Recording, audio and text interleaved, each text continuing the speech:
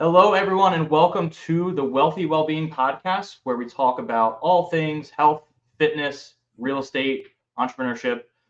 Today, I have a very special guest with me today. He's a former member of the Air Force, a real estate investor, my business coach, and just an overall amazing person.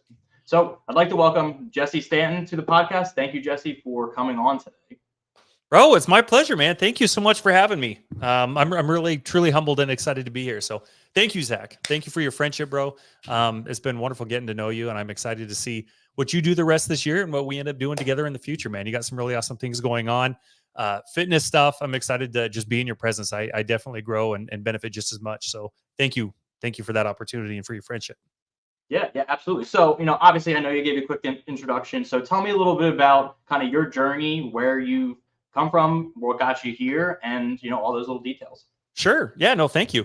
So I hail from a small town in Idaho called Ryrie, Idaho. The population's like 496 people. Surprised the main road's even paved. And dude, you know what? I grew up an average student. I grew up an average person. I had average friends. I went to an average school, had average grades, grew up in an average family in that neighborhood, man, in that area. And to be honest with you, I never had any really self-confidence. I was more comfortable in the crowd. In my group of friends, I was always highly uncomfortable when I got picked on to ask a question or something like that. And you know, the way that I grew up thinking about debt and money and success and all that kind of stuff was probably similar to how I would imagine a lot of people grew up thinking about those things. When you think about rich people or when you think about people who have money, you think about people, at least I did growing up. I thought of those people as people who were greedy, people who were cheaters, people who were deceitful, people who were selfish. And it was just completely when I started going through this transition, it was just a completely different way of thinking. It was very counterintuitive to how I grew up thinking about debt and money and risk and failure and those kind of things. So I grew up in Idaho. I ended up joining the Air Force when I was 18 years old, and dude, I was so excited to leave Idaho. My dad was in the Air Force right before me. Well, not right before me, but he was in the Air Force. He was kind of he encouraged me to join. And he's like, dude, you got to get out of here, bro. And I'm thankful that he could see that, because I think for a lot of people, man, we end up staying in our hometown. You get caught there, you end up getting married, and then you have kids, and then that's it. And he helped me escape that future. So I joined the Air Force when I was 18 years old, went down to Lackland Air Force Base in Texas. And man, that for an 18-year-old to join the military and start getting just yelled at, I mean, dude, it was a completely, obviously, very different experience than anything I've ever gone through before. And it really helped serve and give me a foundation and leadership skills that I had no idea at a later point in my time. Once I was 29 years old, I'd start employing as I started learning more about business and money and, things like that. So I ended up doing 15 years in the Air Force, got to do a lot of different really cool and amazing things, been all over the world. And I got out. I spent the last about 3.5 years of my time in the Air Force as an instructor.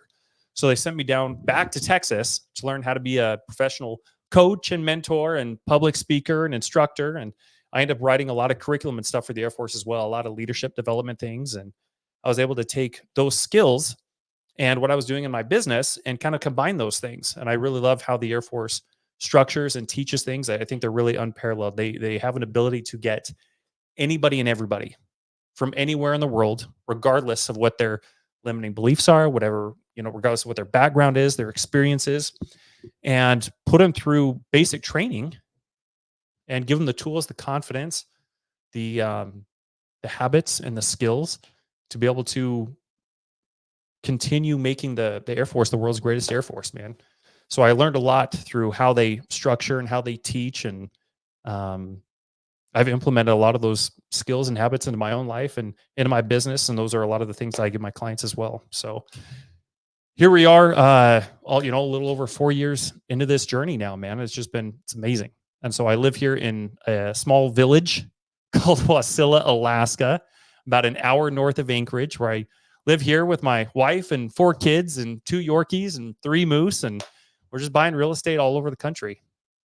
So that's what we're up to now, man. It's been amazing. I was able to leave the Air Force after almost 15 years and transition into doing this full time, man. I'm just super happy and appreciative of the opportunity to take advantage of these opportunities, man. It's been an amazing ride so far. So awesome. Yeah, I love that. And through as you were talking, you said when you started, you kind of had, and I had the same stigma, the same mindset on where money and rich people and all this stuff, where it's like, the rich, they cheated, they lied, they stole to get their way, the way that they're where they are.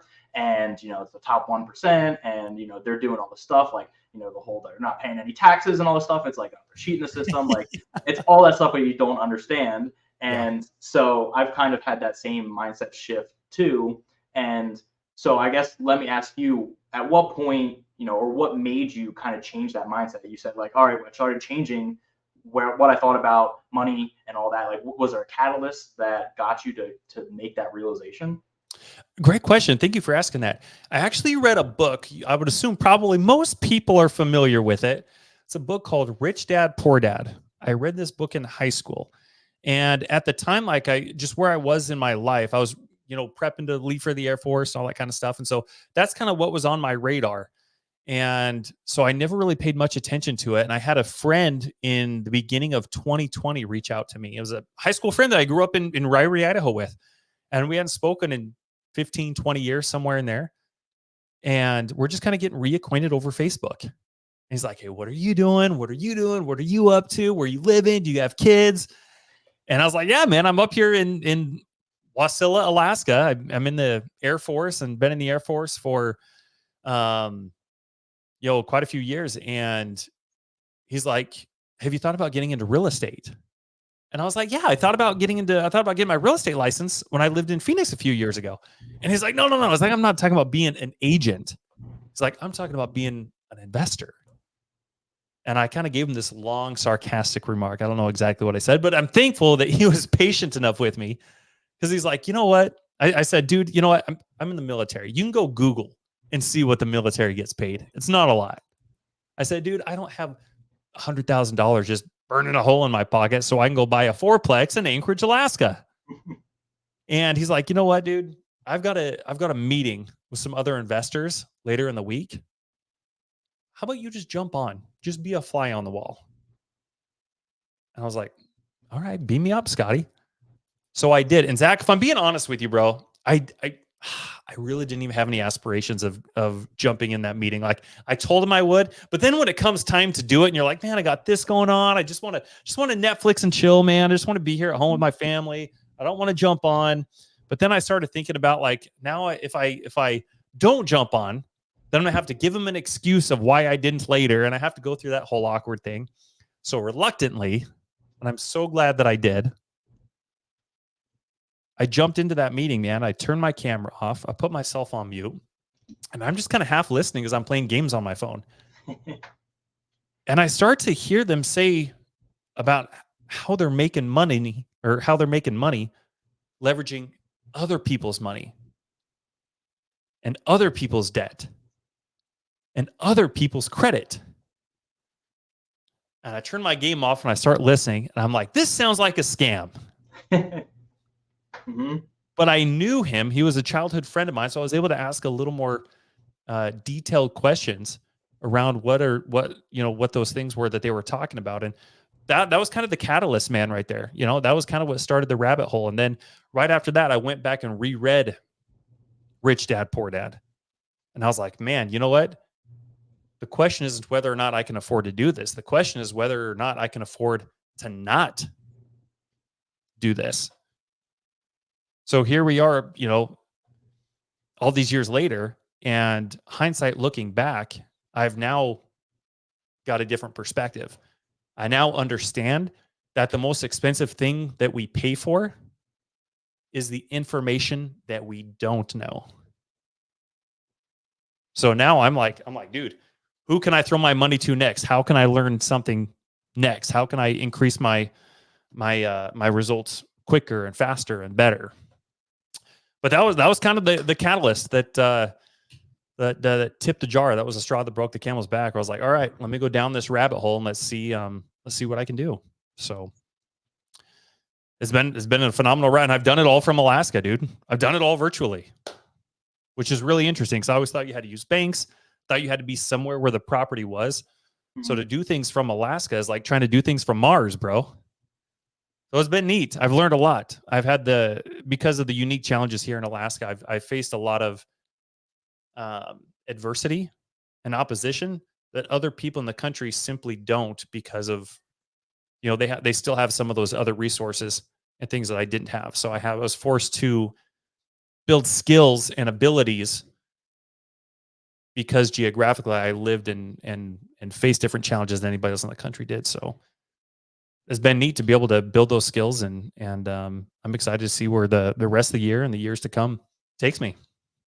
Yeah, and I like that, you have all of the reasons, all of the excuses to not do the thing, right? Whatever it is to make yourself successful in real estate or, in general, right? For sure. So I guess let me ask you, what are you doing to kind of overcome some of those challenges, or what did you do to overcome some of the challenges being remote? There's not really a lot of investors in your area, right? Maybe Alaska is not a huge hot real estate market. Like, what kind of habits or activities or ways to keep yourself accountable are you trying to hit to overcome a lot of that stuff that most people would just be like, it's too hard. I'll Netflix and chill, like you said. That's easier. I can hang out in my comfort zone. Dude, amazing question, bro. Amazing question. It took me quite a few months, man, after I got started in this, before I started to realize that I needed to reframe things. I need to be thinking about things differently.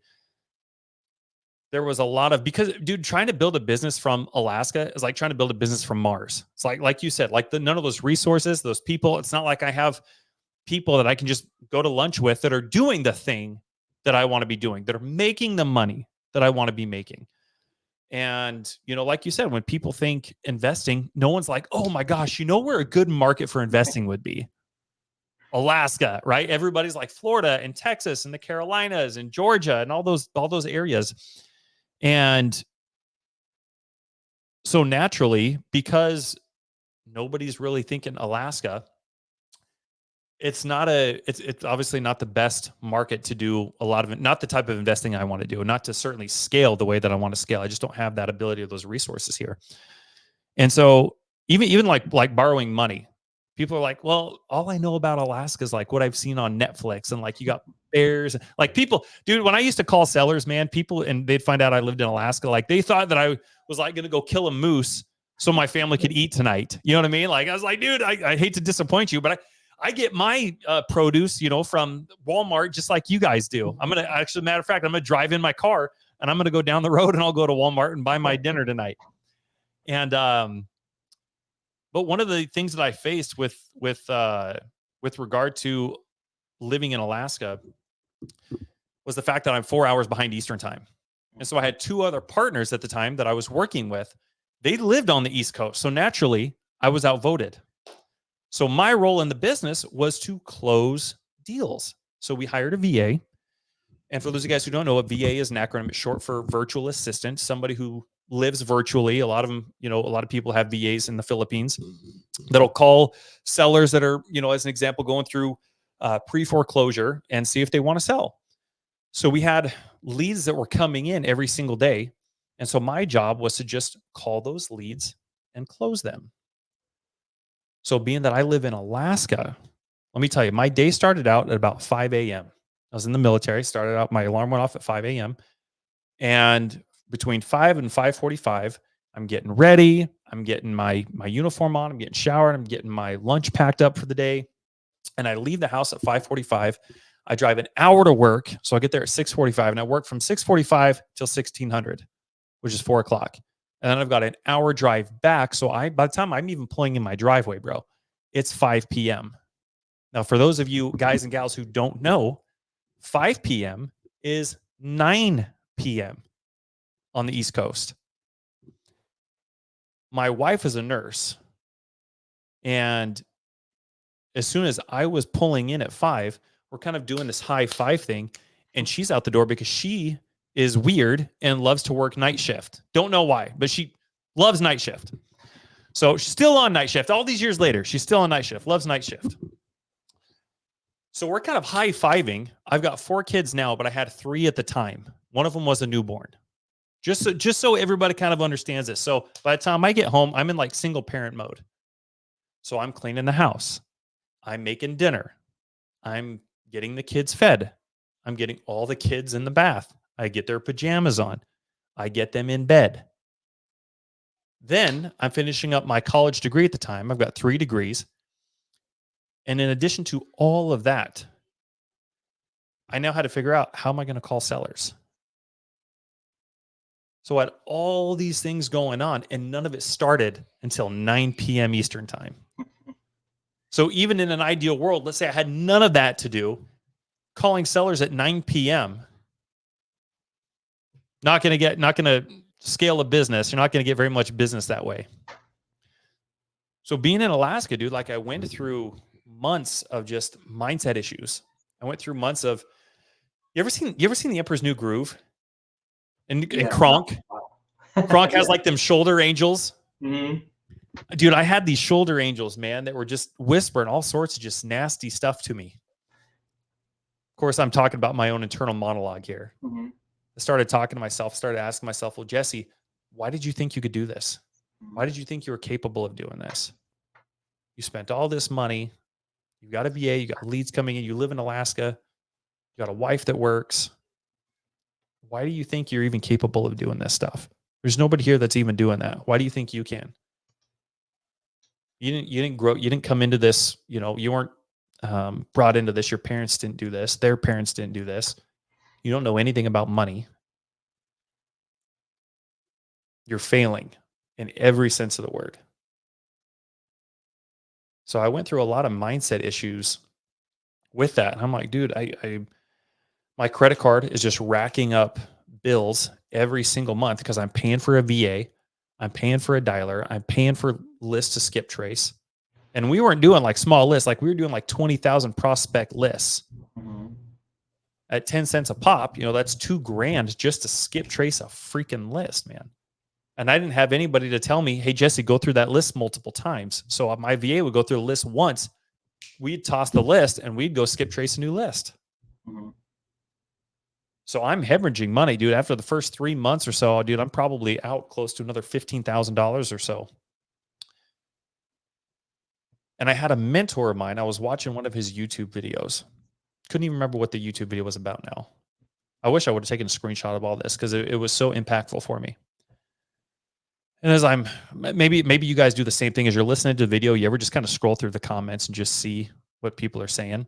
So I was doing the same thing as I'm listening to this video, and I see one of these comments. It's particularly really snarky, like really just like mean.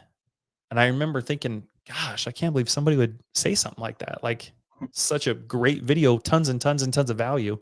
And I wish, like I said, I wish I would have screenshotted all this stuff. Don't remember what the comment said, but I remember my mentor had commented underneath it. And I was like, ooh, let me see how he responded to this. This is interesting. And the only thing that he said, Zach, and I don't have any tattoos, bro, but if I did, like I would get this thing tatted across my forehead, bro. He said, millionaires don't complain about time. And it was almost like a godsend, bro. It was exactly what I needed to read in that moment. And I'll tell you why. Because I live in Alaska, because I don't have, just all these people and all these events and all these things going on where I can just go be around people of higher and higher and higher and higher calibers. I ended up having to, for lack of a better word, like brainwash myself. Because I couldn't do it in person. I had to find so many ways of doing it virtually. And I had to completely reframe how I thought about things.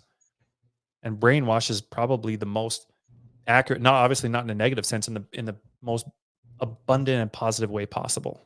Mm-hmm. So I started reading just lots and lots and lots of books. And, like we were talking about before we got rolling, like it's still something that still sticks with me today. Like I love reading. And here was my thought process. After just reading that one comment, my thought if millionaires don't complain about time, if that's really true, let me take you through my thought process here. If millionaires don't complain about time, and that's actually true, and 90% of millionaires are self-made, then there's reason to believe that there's actually lots and lots and lots and lots of people who've been in the same circumstance with regard to time, if not worse, as me. And so it gave me some confidence knowing that. And I thought, man, if that's true, and then I started thinking, what would the future version of Jesse do? What would the multi-millionaire version of Jesse do? What would the billionaire version of Jesse do? If I was in this situation, what would he do? How would he act? How would he solve this problem? What kind of self-talk would he have? What would his internal monologue sound like?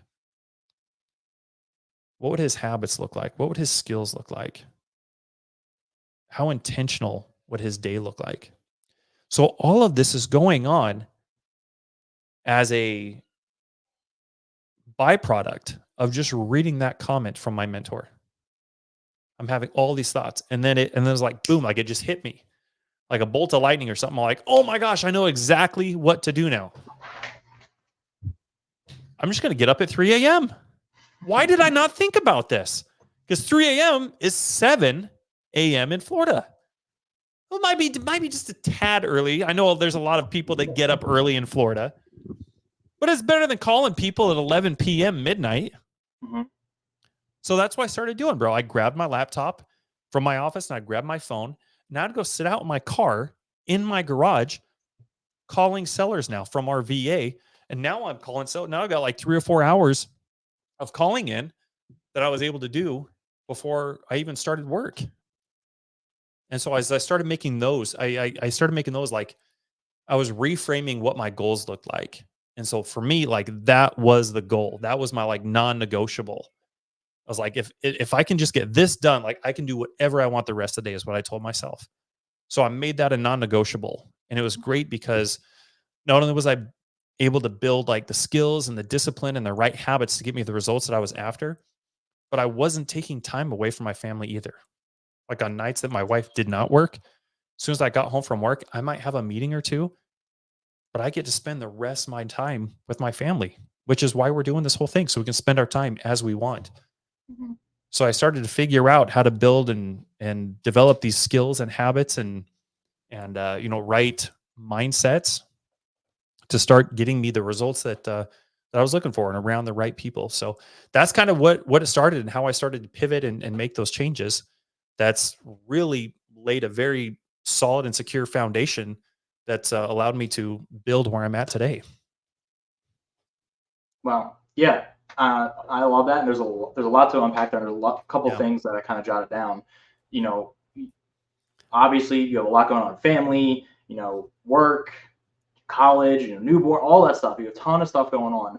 Yeah. And you didn't let that be an excuse, which is great. But a lot of the things that you had to overcome, a lot of the challenges you dealt with were mindset, time, right?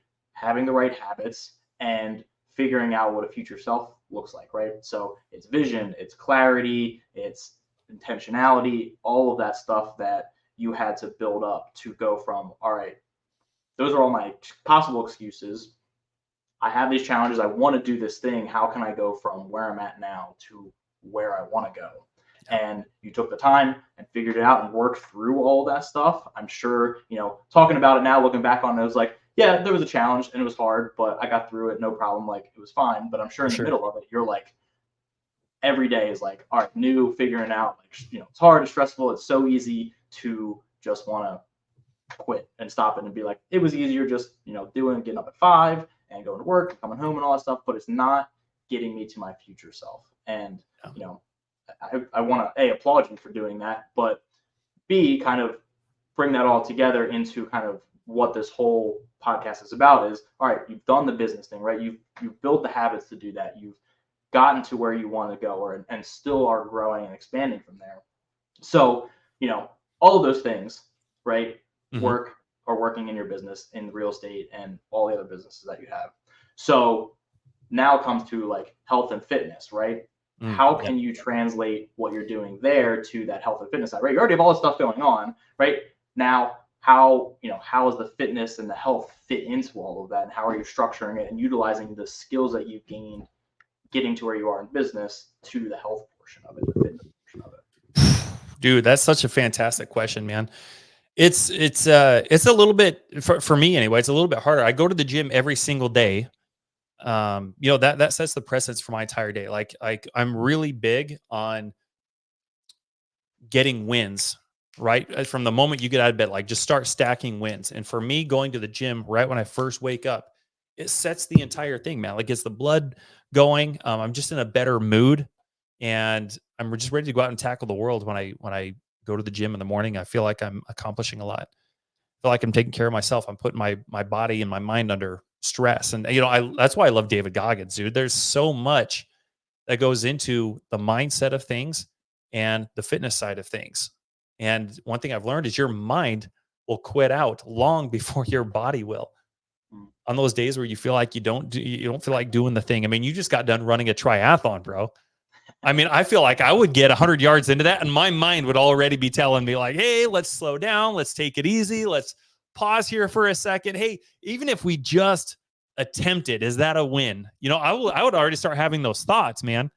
And so I applaud you for everything you've done. And in terms of how all of this kind of translate to the fitness and health side of things, one of the biggest things I think anybody can ever do, one of the best things anybody can ever do is getting around people that are doing what you want to be doing. I think that's just a universal rule. Whether you're wanting to learn how to play guitar, are you going to be a better guitar player learning around a group of 5 other individuals who are also learning guitar, or going to find other people that are like Eddie Van Halen? Over the course of the 30 days, you're around 5 Eddie Van Halens versus 5 people who are also starting to pick up guitar. What's your skill set going to be like? Same with business, same with fitness. And right now, those are some of the things that I'm trying to do with regard to, like what you and Nathaniel have going on. Like, I love that. Like, that's something that I need, especially living over here in Alaska, like just being, on my own. Accountability is a big part of it, man. And being surrounded by the right people. And so that's kind of something that I'm trying to do, man. I go to the gym every day, but then I slip into that trap of, if I come home and I'm hungry and I didn't take the necessary, I'll say precautions to, prep food or have something ready to go, then I'll walk into the pantry, dude, and I'll be like, hey, let me grab a handful of Cheez-Its real quick while I'm making my protein shake. And then I'll down my protein shake and I'll still be hungry, and I'll grab like some pretzel filled peanut butter bites, and I'll tell myself like, I'm good. Like a couple handfuls, like, dude, not a big deal. That's what I tell myself, and it's setting those habits. So that's something that I'm trying to work on. I've got the gym thing down. The consistency of the discipline of showing up to the gym every single day is great. But as you know, you will never outwork a diet. And so I'm constantly on the health and fitness side of things. I'm constantly trying to put myself around people that are at where I want to be at. And you're one of those individuals. So I'm very grateful and humbled for you. And what you and Nathaniel have putting on, or what you guys are doing and what you guys are putting on. Really excited to be a part of that. But there's a lot of those things that translate. And I think that a lot of people on the fitness side of things, like you see a lot of people at the gym that are like in shape. They got the 6-pack. I mean, they are disciplined AF. I think you could take those people and implant them on the business side of things, and they would do extremely well. Yeah, there's so many parallels, like you said, and I agree. I mean, like somebody who can focus on being consistent, right? Lifting, getting stronger is just showing up every day. There's no perfect lifting routine. There's no perfect anything. It's just the consistent showing up. And, I have the fitness stuff down, the consistency. I've been doing it for so long, and I am making that transition into the, business world, the real estate world, and trying to make those parallels is, I think for me, the biggest thing has been mindset, right? And working on that. And, you go through the future self. What does future me look like? What am I doing? And translating that to the real estate side is something that I'm working on. And I like what you said too about community, right? That's why I joined what you have going on with the Growth Co.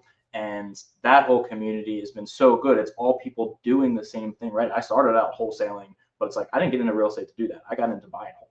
And to jump into that group and into your program to get better and get around people that are doing that makes things so much easier. Makes the days that I don't feel like doing whatever thing I know I need to be doing and doing it, and meeting new people and building those relationships, right? Like I said, community is the biggest thing. The triathlon that I did, right? Even fitness stuff, like stuff that I'm not comfortable doing. That triathlon is way out of my realm, my wheelhouse, my comfort zone.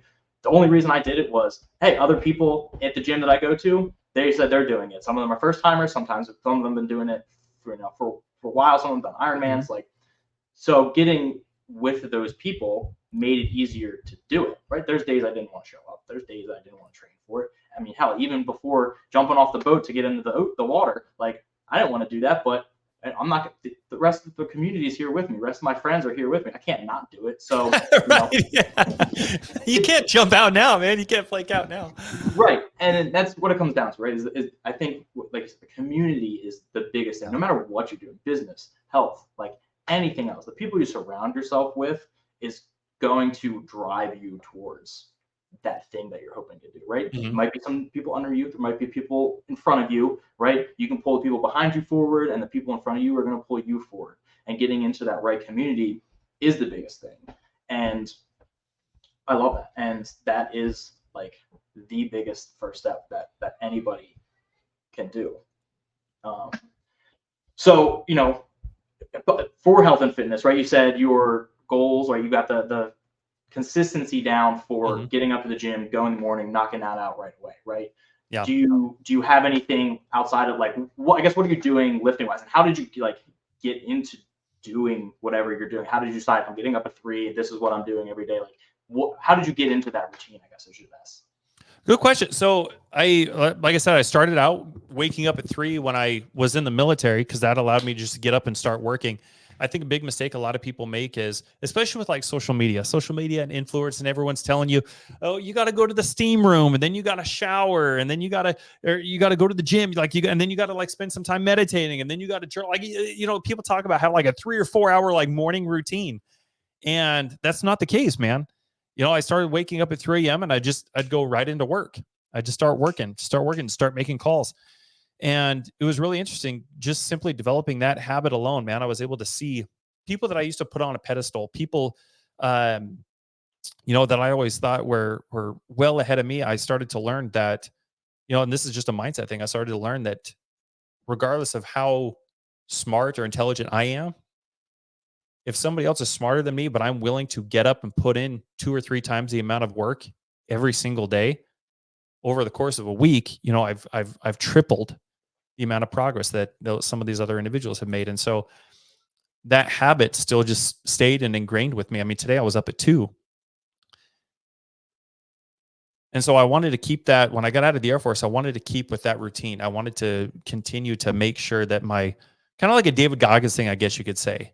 Like, I just wanted to continue callousing my brain and putting myself in a position where even when I don't feel like doing it, like I'm going to get up and do it anyway. And so when I got out of the military and I no longer was giving, 8 hours plus the hour drive to work and back every single day, I wanted to continue on with that habit and that schedule. I was like, all right, well, now I'm going to start going to the gym. And I lifted in high school. My dad used to take me, and him and I used to lift all the time. And even when I go visit home, it's still a thing my dad and I do, still go out to the gym and still work out. And so it's something that I continue to do. But in terms of like finding like routines and things like that, like that's part of where I have a little bit of a handicap, maybe, because I don't have, again, there aren't like just a bunch of people up here that are investors, and the people that are investing up here that are in some of the other communities that you and I are in, they don't want to get up at 3 a.m. with me to go to the gym. So I'm kind of on my own with that. And so I've had to do just a lot of virtual stuff and, conversations with you. And I've purchased, different programs and gotten different routines and just ideas and things like that. But I've never done something where I've had necessarily an accountability partner and take pictures and saying, hey, this is what I did today. I stuck with it.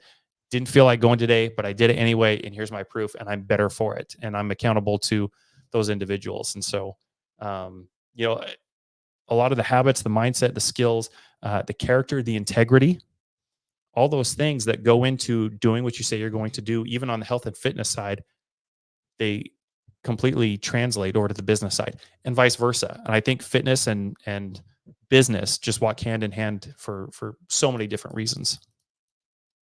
Yeah, 100%. And so it sounds like you leveraged kind of the routine that you built, being in the military, getting up early, and just staying consistent with that to get up early, and that mental fortitude of just being accountable to yourself, right? You didn't have Absolutely. that, like that helps for sure when you're trying to something completely new, when you don't feel like doing it, when things are getting hard. You build up that, well, I don't have anybody around me now, I'm just going to do it. I'm going to hold myself accountable, and I am my own accountability partner. And that definitely is hard for some people. I could totally see how Absolutely. that is difficult. Absolutely. I actually made a Facebook post maybe like 6 weeks ago or so. I went to the gym for the second time one day. I remember that. And it wasn't for the reason that everybody else thinks. It wasn't like I was pulling a 2-day. Like I still went to the gym like I do first thing in the morning, and I just did not have the enthusiasm to walk in. I sat out in the parking lot in my car for an hour trying to summon the enthusiasm to walk into the dang gym, and I couldn't. And I got up and I left. And it was just irking me, dude, because one of the things on my goals list for this year, on top of everything else that I want to accomplish, business and health wise, I specifically wrote on there, I'm limiting the amount of things that I tolerate. And as I carried on throughout my day, like I just kept having this thought of, I let my team down. Sure, I didn't take away money directly from my team or anything like that. And me not telling anybody that I didn't go to the gym isn't affecting anything. It isn't affecting anybody or anything like that. But it put me in that mindset of like, man, Jesse, if you're willing to negotiate with yourself, because that's what we do, dude. Mm-hmm. That's why accountability is so important, because if you have a gym partner, something like that, even when you don't feel like going, you know they're going to be at the gym waiting for your ass. Mm-hmm. But if you don't have one, it's so easy for us to get in that mode of just negotiating with ourselves. Mm-hmm. And so that's what I did. And I had this thought, and I was like, dude, it was just eating away at me all day. And I was like, man, sure, you're not taking money away from your team or your partners directly. But if you're willing to negotiate with yourself on going to the gym, what else are you willing to negotiate with yourself within your business, within your finances? And I didn't like that. And so I ended up going back to the gym later that day and just making a post about it and sharing it with everybody else and saying, hey, yeah, I get up at 3 a.m. But you know what? I'm not perfect. I still have these thoughts and feelings and emotions just like everybody else. And a lot of these thoughts, we have 80 to 90,000 thoughts a day. Most of them are subconscious, but the ones that are conscious, a lot of times, you ever had anybody say, okay, don't think about a purple elephant? And it's like, oh gosh, he got me. Mm-hmm.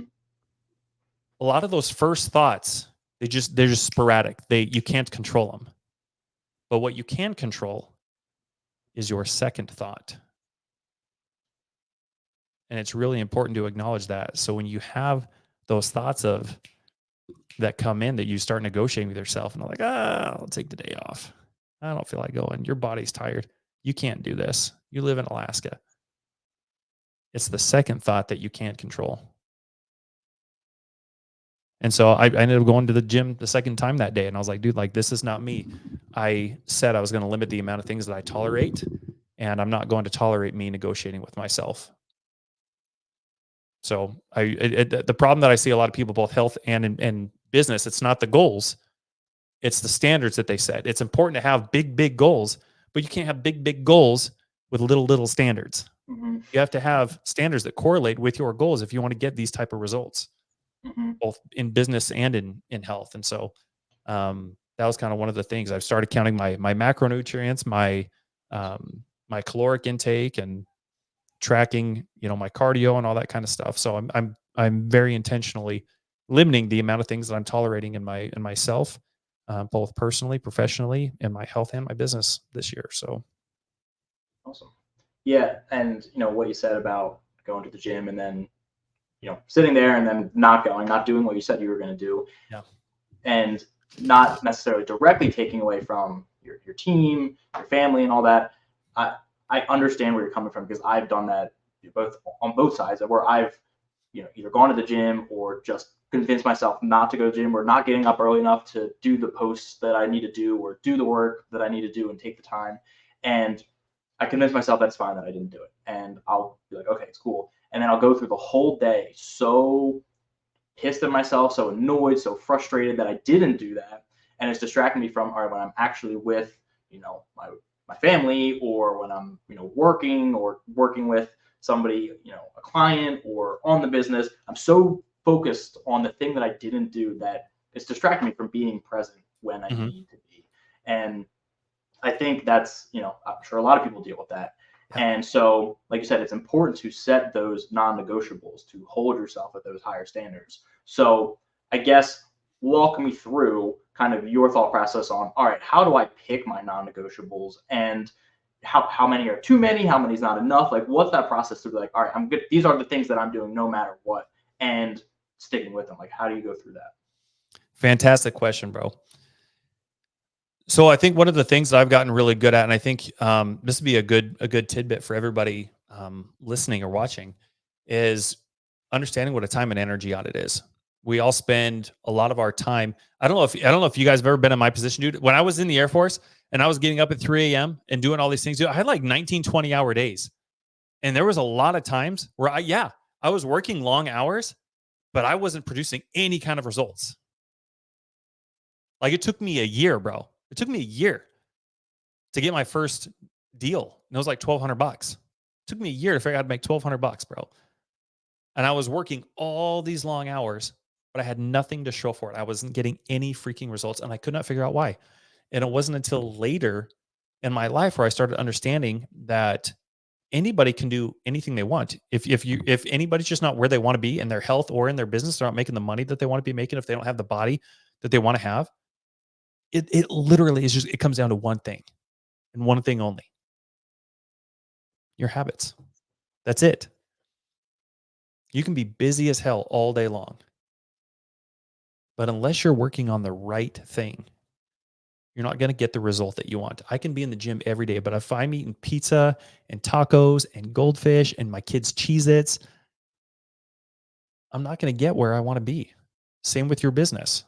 If you're busy working on all the little things that are not actually money-making activities,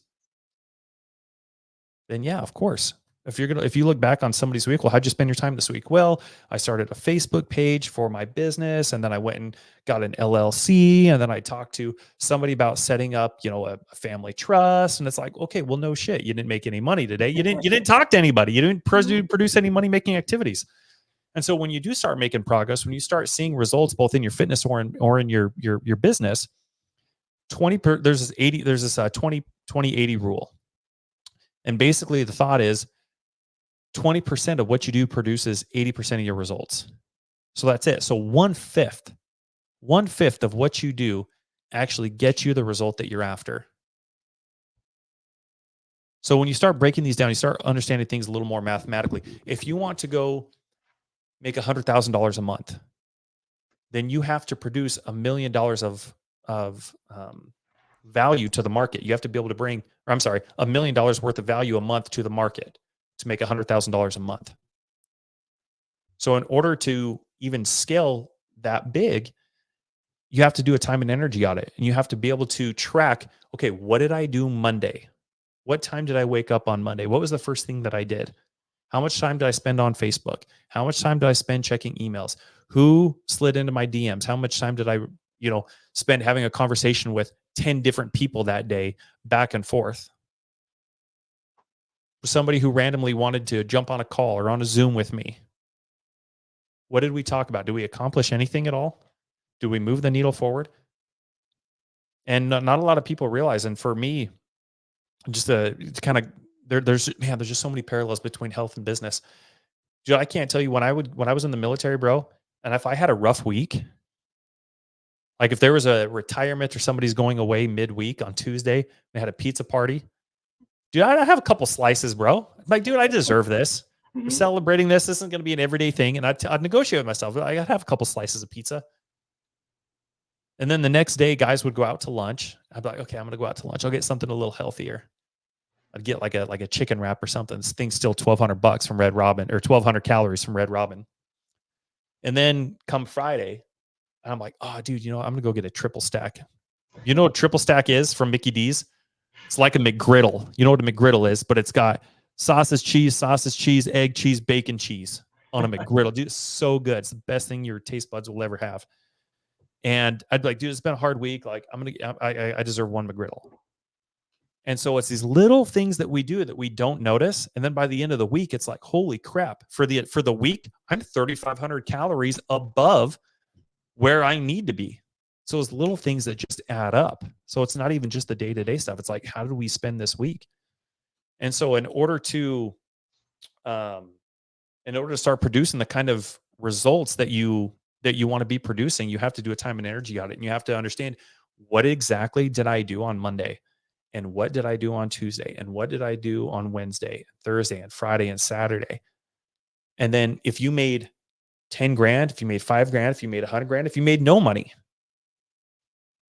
whatever amount of money you made, you need to understand that that result was produced by only about 1/5 of what you did. So despite how busy you think you were being, you got to be able to go back and track, what was that 20%? What was that one thing? Or what were those 2 things that I did that actually produced this result? So if you don't know to even go and check those things, then you have no idea what to prioritize. So me being extremely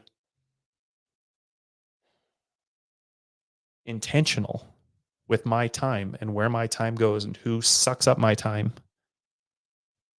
It's not about what you say yes to get you the result. I think that's the mistake a lot of people make. I think somebody slides into their DMs, they get an email, they get somebody that reaches out in a comment. It's like, hey, I got this deal. Hey, I got this opportunity. Hey, I got this. Hey, I got this. The people that are saying yes, the people who are making moves, the people who are making money, they say no to 100 times more things than they say yes to. And it's the opposite for everybody else. Everybody else says yes to things all week long. And then those weeks turn into months, and months turn into years. So that's how I prioritize. I'm very thorough with doing a time and energy audit and finding out, what was the one thing or 2 things that we did to produce this result? And how do I take that 20% and make that the new 80% of what I do? Yeah. And I've been practicing that too, right? You taught that through, our business coaching and all that stuff. And it's definitely super helpful, because you don't realize how much time you're wasting doing things, right? It's 5 minutes here, 10 minutes there. I set an alarm every 15 minutes or a little timer on my watch that, all right, what did I just do? Or if I finish a task, just talk to this person, talk about that, like figuring out what those activities are, what I'm doing, and seeing what I really did that day. Because there's been so many times, like you alluded to, that like you get to the end of the day and you're like, I've been busy all day. I've been up since 5, I've been up since 4, and it's 9, 10 o'clock, and it's like, I've been busy all day, but I haven't done anything, right? Or I've gone to the gym and I'm doing stuff, like I don't get it. I'm running 60, 90 minutes straight, and I'm not losing any weight. Why is that? Well, it's like, all right, well, let's look at, we talk time and energy audit. Let's look food, and let's look activity level. Like, how much are we eating, right? Like, I only eat 3 meals a day, or I only eat 2 meals a day. All right, well, what are we eating? How much are we eating, right? So it's like, it's kind of the same thing, right? Like time, and then what you're doing, what you're eating for health and fitness. So doing 100%. Those activities are super important, and I encourage everybody to take, do it for a week, do it 5 days, and set an alarm on your watch or whatever it is every 15 minutes. What did you just do for the last 15 minutes, right? Even if it's the same thing over and over and over again, right? Taking inventory of all of that stuff, and then you can say, where can I fit something in? Where can I fit the gym in? Or where can I fit the seller calls or underwriting properties? And start sliding those things in, and those become your non-negotiables. Those are the standards that you set things at. And that's how you get to the results that you're looking for, whether it is health and fitness or business, real estate, entrepreneurship stuff. Does that jive? Perfect.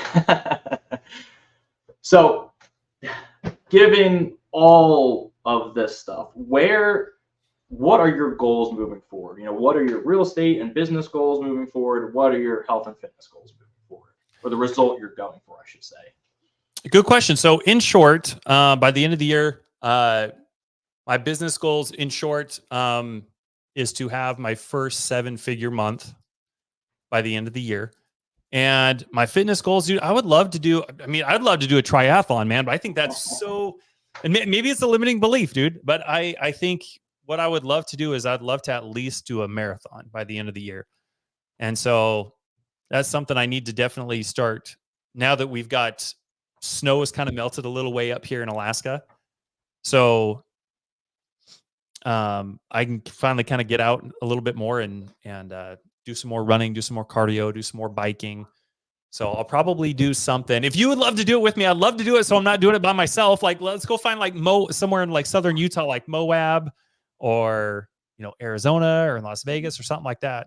Some of those warmer states that might be a good place to go do and a marathon or something like that in like November, December timeframe or something. Yeah, I love that. I always said I would never do a marathon, but I also always said I'd never do a triathlon. So I'm sure I could be convinced to do something. Okay, cool. We can be accountability buddies on that then.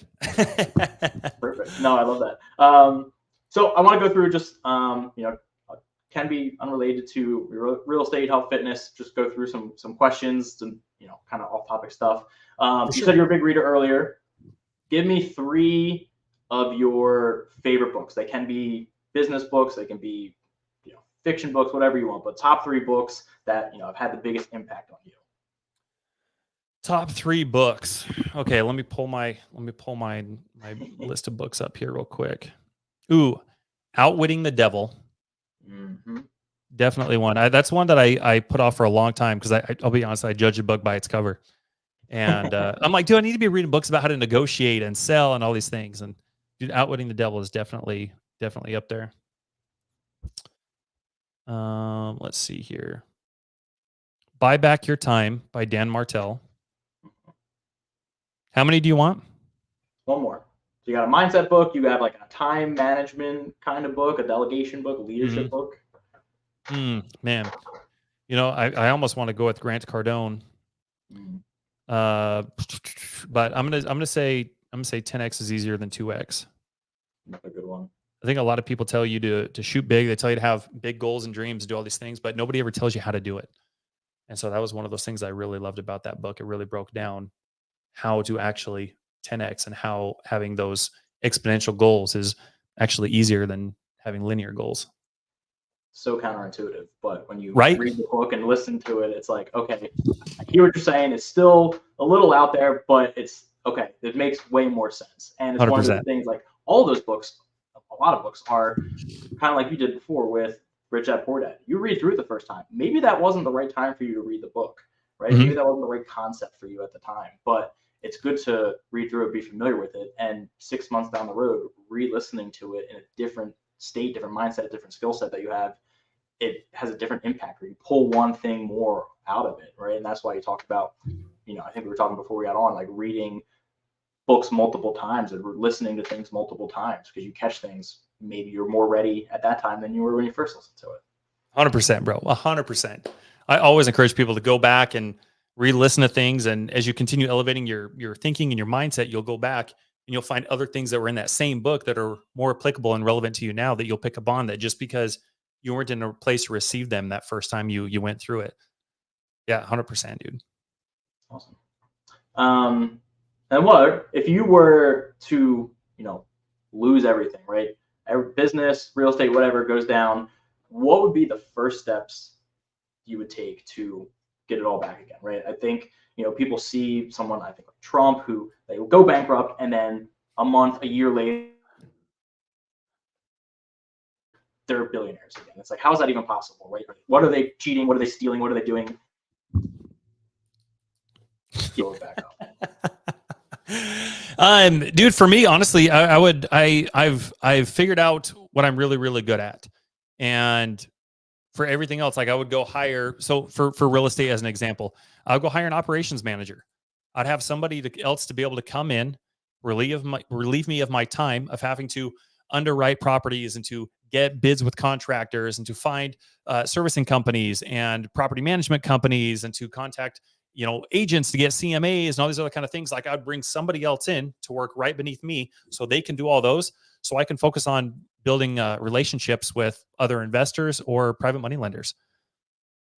That's what I'm naturally good at. Just, building relationships and creating opportunities. So I'd bring somebody else in to do that side of the business so I can buy back my time and use that to 10x my business. Contrary to popular belief. Yeah, contrary to popular belief, you don't have to go and cold call and door knock properties and all those other kind of things. That's part of getting caught up in the process of things as opposed to focusing on the result that you're after. So I'd bring somebody else in to do all those other things to buy back my time so I can focus on the one thing that I know that's going to make me money. Awesome. Well, thank you, Jesse, so much. I appreciate your time. Of course, bro. Where can people reach out to you? I see your Instagram handle. Anything else that they can reach out to you at? Yeah, I mean, dude, I think some people I know are like really specific on how they want to be reached out to. Dude, you can reach out to me on WhatsApp, OnlyFans, Instagram, Facebook. Like I'm active on everything. I don't have an OnlyFans. I was just throwing that out there as a joke, but yeah, wherever you guys want to find me on Facebook, Instagram. I'm highly active in both of those places. So yeah, would definitely love to connect.